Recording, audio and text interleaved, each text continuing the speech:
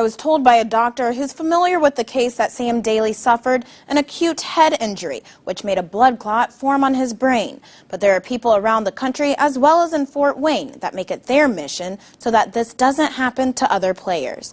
Daly is number 80 on the team. This video shows him playing in Friday night's game before his injuries. The doctor I spoke with says his injury most likely came from a very hard hit to the head. Today I spoke with a football player at Vanderbilt University in Tennessee whose career ended because he suffered so many concussions. He says there came a time when he had to look at his life after football. I just took a big hit, and it was one of those hits you don't get knocked unconscious. You know, it was something that I probably throughout my career wouldn't have called a concussion, but it's something where you go back to practice. You know, maybe 20 minutes later, I took another big one, and I was out. I was unconscious.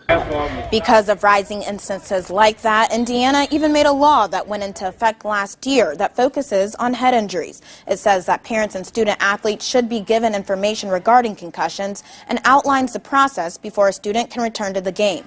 People familiar with the law say it's a step, but education on the dangers need to continue.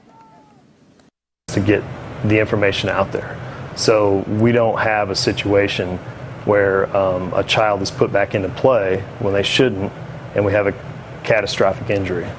When I sat down and spoke with Jim Kazai, he says a problem with the law is that it misses youth and middle school sports, and it's important for athletes to be aware from a young age. And tonight on Nightcast, hear from another football player who went to IU and a doctor who deals with these types of